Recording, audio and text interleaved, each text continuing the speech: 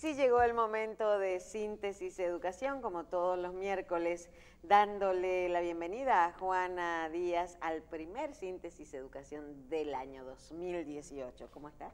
Muy bien, ¿y tú? Bien, gracias a Dios. Qué bueno. ¿Cómo comenzaste este año? Pues yo, como siempre, tranquila, pero sin dejar de preocuparme por temas sociales, sobre todo porque esperábamos que comenzando el año, y un año que ya se decretó como año para dedicarlo a la prevención de la violencia contra la mujer y trabajar más desde todos los ámbitos, pues ya nosotros tenemos noticias en República Dominicana de una y casi dos.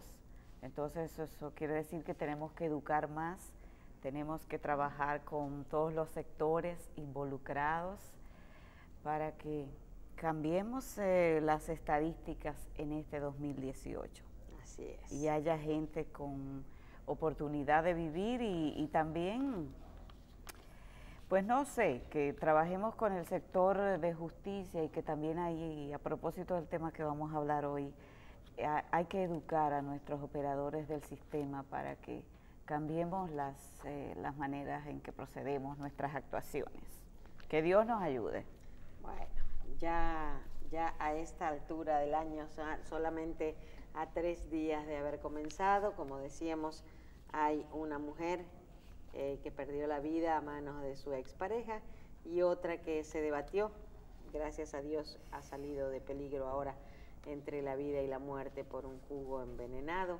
Antes de suicidarse, esta persona le dio este jugo envenenado para que también perdiera la vida, pero hubo manera de salvarla. 3 de enero, ya van 3 días. Una intención y uno que realmente logró su cometido de matar a la mujer. Esperemos que este año 2018 no sea un año de estadísticas, ni de decir hay más, hay menos que el año pasado, sino simplemente hay más educación, hay más manera de combatir la violencia intrafamiliar, hay más formas de educar a los hombres en lo que es la relación con su pareja o su expareja, y hay maneras de solucionar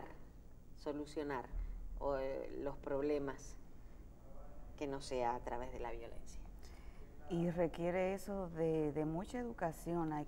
Tenemos que remontarnos en la familia los primeros años de vida. Hay que ayudar también a papá y a mamá, porque no hay un libro que diga cómo criar eficazmente a su hijo o cómo ser un padre eficiente. Todas las instituciones del Estado tenemos que aportar nuestro granito de arena para que desde ahí se empiecen a dar los cambios que necesitamos, a formar mujeres y hombres diferentes, luego llevarlo a la escuela, a la iglesia y a todas las demás instituciones que en esta sociedad contribuyen a formarnos como individuos. Bien. Tenemos un invitado el día de hoy, el señor Antonio Figueroa Pontier. Él es fundador de la Asociación Dominicana de Profesionales y Estudiantes de Derecho, ADED, y viene a hablarnos de un proyecto que sinceramente tengo para decirles que no sabía que existía, pero ahora que conozco y sé que existe, agradezco que exista.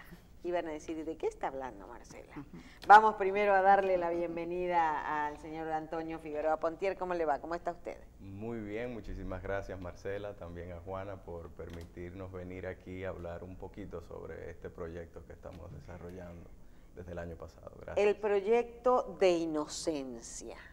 Y hablamos de proyecto de inocencia que tiene, lamentablemente se fue el doctor Fidel Pichardo, pero tiene una connotación internacional. No es algo que está solamente en República Dominicana. Háblanos un poquito de qué es el proyecto Inocencia. Bien, bueno, el proyecto de Inocencia se desarrolla desde el año 1992 en los Estados Unidos, para ser más preciso en la ciudad de Nueva York, en la Universidad o Escuela de Derecho de Cardozo. Y estos proyectos de Peter inocencia, Neufeld y Barry Scheck. Barry Scheck y Peter Neufeld fueron los fundadores del primer proyecto de inocencia de todas partes del mundo. Y bueno, nosotros formamos parte del capítulo latinoamericano del proyecto de inocencia. Se llama Red Inocente. Está presente en México, en Costa Rica, Puerto Rico, Colombia, República Dominicana. En República Dominicana somos nosotros quienes representamos a Red Inocente. Y bueno, está cimentado sobre 3 pilares. Primero, educación. Educamos a estudiantes de derecho y a jóvenes abogados en cómo poder aprender sobre investigación, litigio, todo ello desde una perspectiva puramente científica. El segundo pilar es la libertad. Buscamos que se exoneren personas realmente inocentes que guardan pena de prisión en las cárceles dominicanas. Y por último, el tercer pilar sería la legislación. Buscamos elevar o proponer mejoras en nuestras leyes dominicanas para obviamente de alguna manera mejorar nuestro sistema judicial. ¿Qué fue lo que movió en el año 92 a estos abogados a crear este movimiento? Me imagino que tiene que haber sido algo que les sucedió o algo que supieron ellos de una persona que era inocente y estaba encarcelado. ¿Hay algo de eso? Sí, claro que sí. 5 años antes de fundarse el primer proyecto de inocencia, resulta que se dio un caso en el estado de la Florida, en el cual un caballero era un violador sexual en serie y estaba azotando una de estas ciudades de la Florida.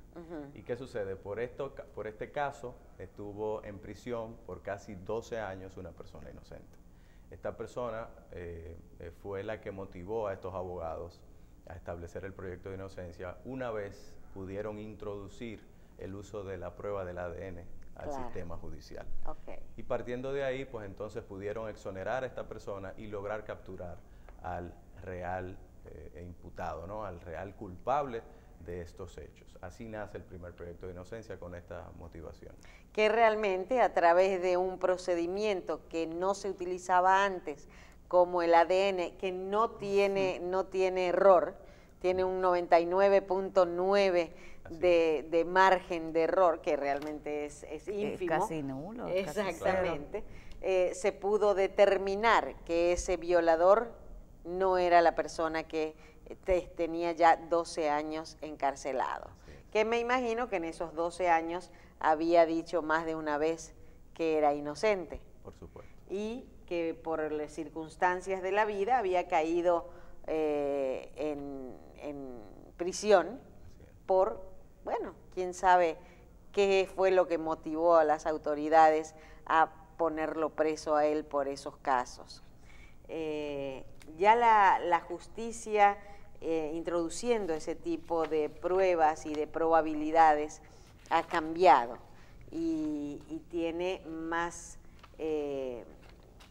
cosas para decir si una persona es o no culpable o inocente. Esta iniciativa de esta Asociación Dominicana de Profesionales y Estudiantes de Derecho que usted preside y ahora llevando a cabo lo que es el proyecto Inocencia o la red de Inocencia. Ustedes tienen en su haber algunos casos así como ese de ese violador en serie que han podido determinar que la persona que estaba en la cárcel dominicana era inocente. Bueno, nosotros tenemos la intención obviamente de evaluar los expedientes de todas las personas que entiendan son inocentes. Pero no hemos tenido la oportunidad de ingresar al sistema penitenciario de la República Dominicana. ¿Por alguna razón en particular? Sí, es muy común que en nuestro país algunas instituciones del Estado no abran sus puertas para este tipo de trabajo, ¿no? Y precisamente ahora el sistema penitenciario ha tenido unos problemitas, como es el caso de Quirinito, que nos ha limitado un poco, esa es la realidad. Pero claro, hemos estado evaluando expedientes y es bueno... Pero a través de las oficinas de transparencia que tienen que tener todas las instituciones del Estado y la solicitud de información a través que puedes hacerla cualquier ciudadano, no necesita ser representante de una red o de una institución.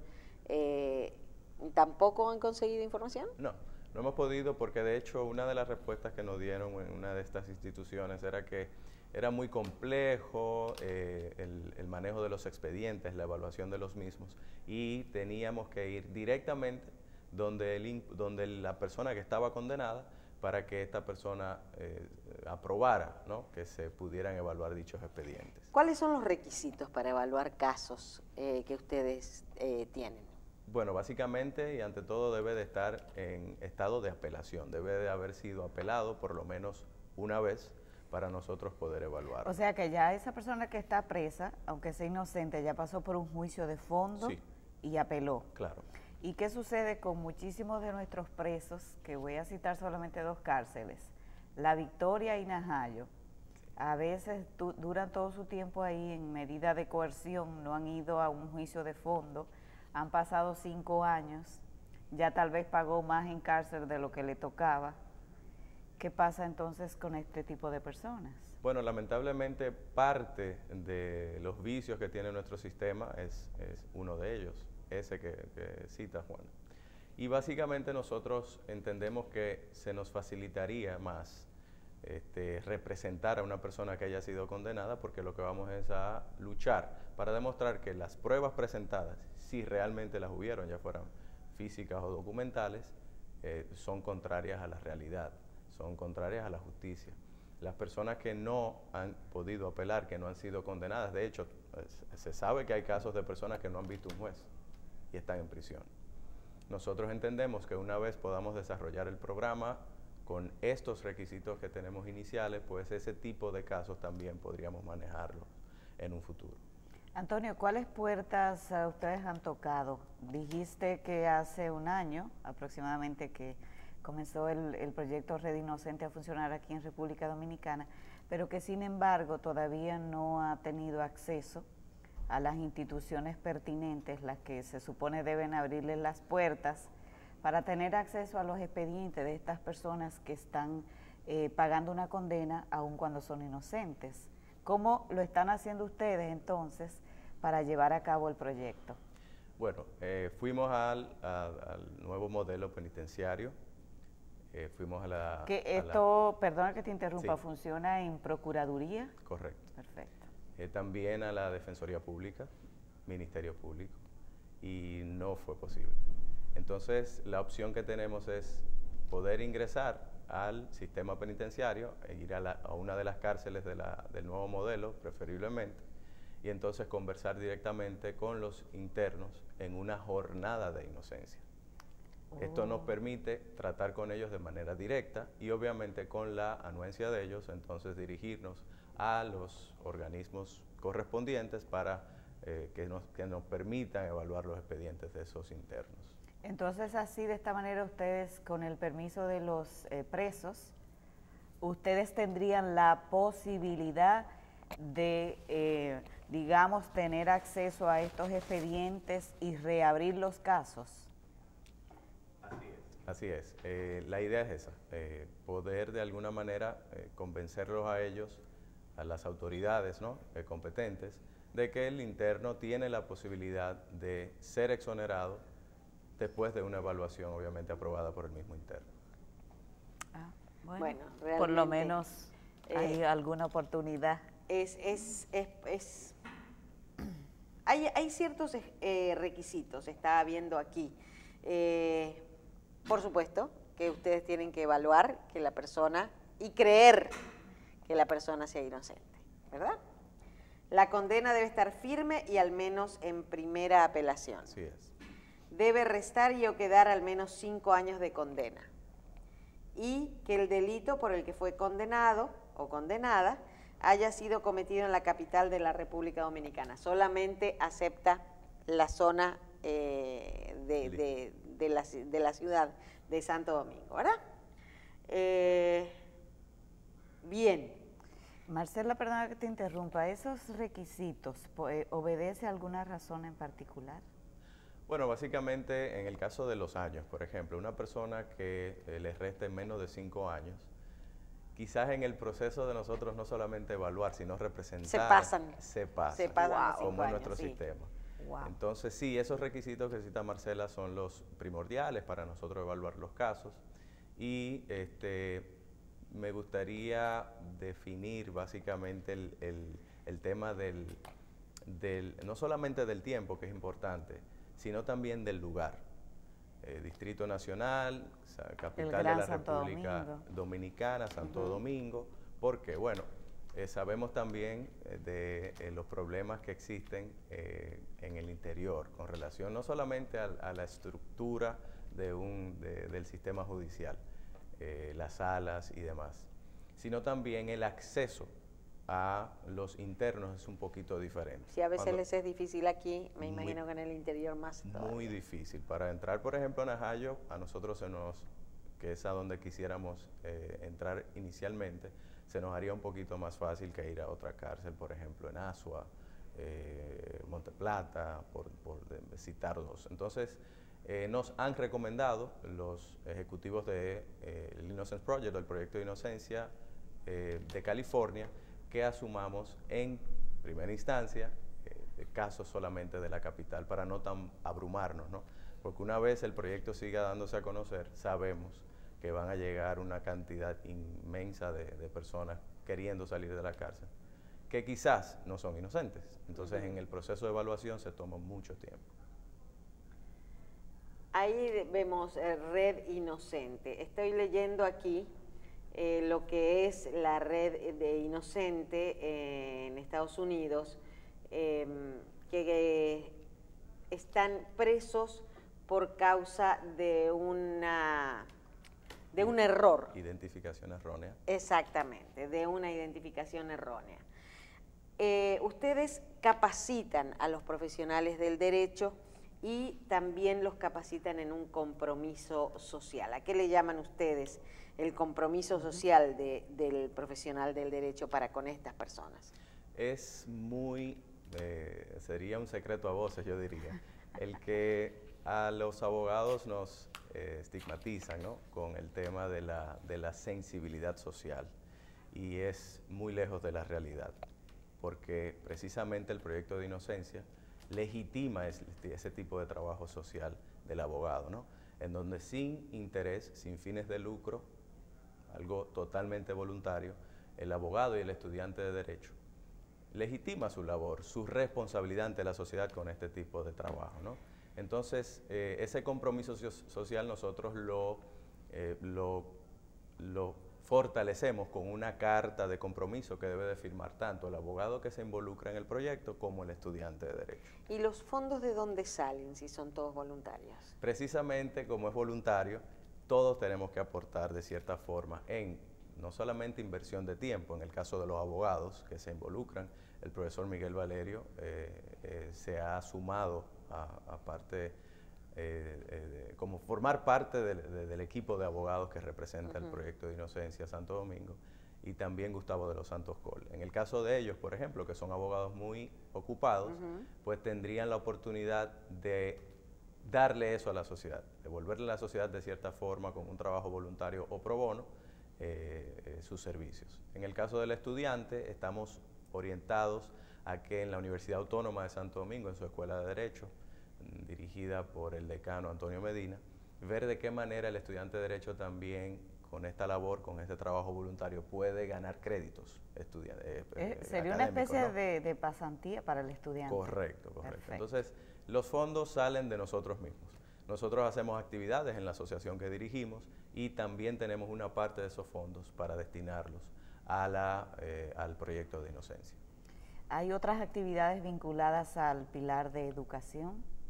Sí, las capacitaciones que Marcela citaba anteriormente se establecen o se llevan a cabo vía virtual con profesores de la Escuela de Derecho de California Western en San Diego, que es la primera escuela de Derecho de San Diego. Ellos nos capacitan vía internet, de manera virtual, a los abogados, tanto a los abogados como a los estudiantes de Derecho. Por ejemplo, teníamos pensado entrar antes de que finalizara el año 2017 a algunos de los penales, de las prisiones, y para entrar allí fuimos capacitados. Para evaluar el expediente fuimos capacitados. Para el interrogatorio que le vamos a hacer a los internos fuimos capacitados. En ese orden yo creo que no solamente se beneficia al estudiante, sino también el abogado. En Estados Unidos dice que este proyecto ha liberado a 5.000 personas inocentes que estaban guardando prisión. En Latinoamérica, claro, viene atrás y no tienen quizás la misma fuerza, ya han sido más de 50, según las estadísticas que yo estoy viendo aquí. En más del 70% de esos casos, las condenas eran erradas y destacan siempre, más que nada, una identificación errónea. Agarraron al que no era. Así es. Exactamente. Y de los 2.317 exonerados, 117 estaban condenados a pena de muerte, que literalmente este proyecto de inocencia les salvó la vida. Así es. 177. 177 estaban condenados a pena de muerte y gracias a este proyecto se determinó que eran inocentes. Claro, con el pasar del tiempo, desde el 92 para acá, desde donde se inició en los Estados Unidos este proyecto, se ha recurrido a las ciencias forenses, que tienen que ver mucho con la química, con los laboratorios.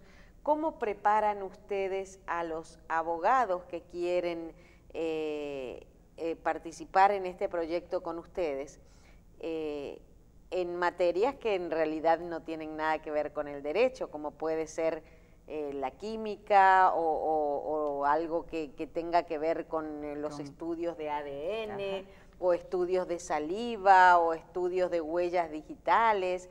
¿Cómo los preparan? ¿Tienen profesionales de otras áreas que vienen a capacitarlos? Precisamente, como citábamos anteriormente, la parte de la capacitación, que es virtual hasta el momento, nosotros tenemos la gracia, ¿no?, de que tenemos la posibilidad de ver criminólogos, abogados que han sido especializados en criminología, y tal es el caso del profesor Miguel Valerio, que es un abogado penalista reconocido, y su tesis doctoral estaba orientada al ADN, a la prueba de ADN precisamente, y en la primera conferencia que hicimos sobre el proyecto de inocencia, él tocó estos temas. Entonces, tanto aquí como en California tenemos abogados que pueden dominar estos temas como especialistas en el área.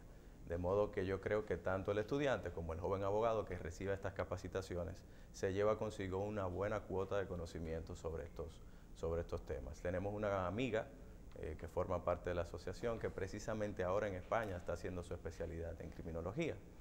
Y obviamente cuando regrese también se integra al equipo y ya recibiríamos también capacitación. Sí, nosotros vemos diariamente en series que tenemos la facilidad de ver CSI y todo eso, cómo se incluye dentro de los investigadores en sí, que bueno, hay policías, hay abogados, pero también hay laboratoristas, sí, claro, que lo primero que empiezan a hacer es manejar y manipular las pruebas para saber y determinar con una fehaciencia increíble si la persona que está detenida es la culpable. Y de hecho todo tiene que ver básicamente con el ADN, y ya sea un pedacito de piel, un cabello, algo que pueda estar debajo de las uñas en una discusión, en una pelea o en una defensa. Es increíble, inclusive uno aprende, como decía el doctor Pichardo recién, todos somos abogados, todos somos médicos, todos somos criminalistas, bueno, y gracias a ese tipo de enseñanzas. Pero entiendo que siempre es bueno porque todo lo que uno aprenda. Pero yo estoy, mientras te escucho hablar, y perdona que te interrumpa, pienso que ustedes como red integran a instituciones especializadas, digamos, laboratoristas, como dice Marcela, expertos en ADN, en el manejo de la prueba, que no siempre los abogados salen con esa preparación de la universidad. Entonces, capacitar a un abogado, claro, se le puede dar información general de cómo funcionaría esto, cómo debe tomarse en cuenta para la investigación, pero me imagino que ustedes integran a profesionales de diversas áreas e instituciones también. Básicamente se auxilia, los proyectos de inocencia se auxilian de los laboratorios, pero recordemos que los laboratorios de manera independiente no pueden involucrarse en el sistema judicial. En Estados Unidos hay departamentos exclusivos, laboratorio de un ministerio público, por ejemplo. Y bueno, qué bueno que tocamos el tema del ADN, porque aquí no tenemos eso todavía. Correcto, sin embargo, el ejemplo que pudimos ponerle en el documento que le entregamos era que se están utilizando los grilletes electrónicos, ¿verdad? Sí. Con un costo elevadísimo. Muy caro. De aproximadamente, tengo entendido, $3,000. No solamente del mantenimiento, sino de otros servicios. Sí, se pagan hasta mensual, como el alquiler, digamos, claro, ¿no? De entonces, ese grillete, para poder ser beneficiado saliendo de la cárcel, teniendo ese grillete puesto. Hay que pagar no sé cuántos dólares por mes. Que lo pague el imputado. Sí. Exacto, entonces, hay que ser rico para eso. Correcto, entonces el ejemplo que nosotros hemos dado, como lo dimos en la conferencia inaugural del proyecto de inocencia, era, si en Estados Unidos una prueba de ADN ronda por los $250 hasta $1,200, yo creo que si una persona sabe que es inocente, estaría dispuesta no a pagar eso, sino los $3,000 de un grillete electrónico para demostrar su inocencia. Seguro. Entonces, entendemos que estas son una de las cosas que vamos a incluir en una propuesta, un proyecto de ley que busca modernizar esa parte de nuestro Código Penal. Y ahora dominicano. que usted utilizó la palabra modernizar, ¿qué opina usted ya como profesional de que la Policía Nacional incorporó polígrafos en las investigaciones? Digo, porque justamente a través de esas series que nosotros podemos ver, como que eso está medio obsoleto y que se puede llegar a manejar una persona que pueda manejar sus emociones y su ritmo cardíaco para pasar una prueba poligráfica. Nosotros entendemos, y es un tema muy controversial, si se quiere, porque de todas estas condenas que hemos evaluado, de los demás proyectos de inocencia, es increíble la gran cantidad de personas que han sido condenadas erróneamente, basadas en una prueba poligráfica. Del polígrafo. Y luego por una prueba de ADN se determina que esta persona era inocente. Eso demuestra, que como tal dice Marcela, sí, modernizar, hay que ver hasta qué escala el tema de la poligrafía es moderna, ¿no? En Estados Unidos se han implementado una serie de medidas complementarias, pero no definitivas. Como regularmente entienden en diferentes lugares que es la poligrafía, el estudio poligráfico. Y desde hace más de 10 años en el mundo de la psicología clínica y la psiquiatría ya se demostró que el polígrafo no funciona con personas que tienen rasgos sociopáticos.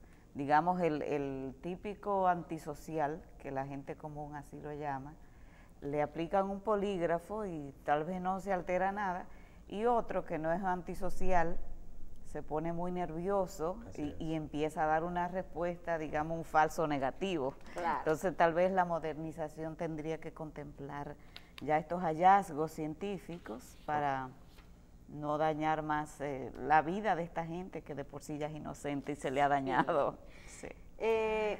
¿Cómo hacer si hay alguien que nos está viendo y tiene en su familia, en sus amistades, alguien preso que tenga esa situación de saber que es total y absolutamente inocente y está en prisión?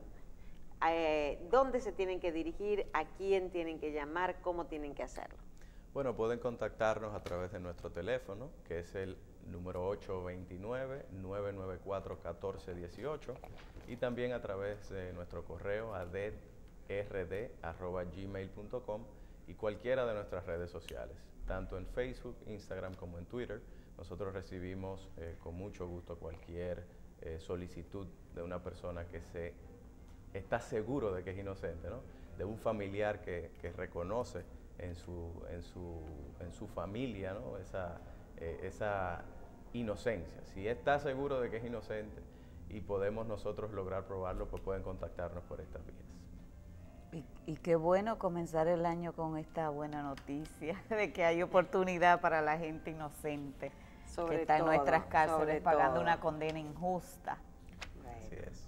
Realmente la Asociación Dominicana de Profesionales y Estudiantes del Derecho, ADED, con este proyecto de inocencia, viene a traer un poco de luz a mucha gente que realmente no saben cómo hacer para demostrar su propia inocencia o la de un familiar.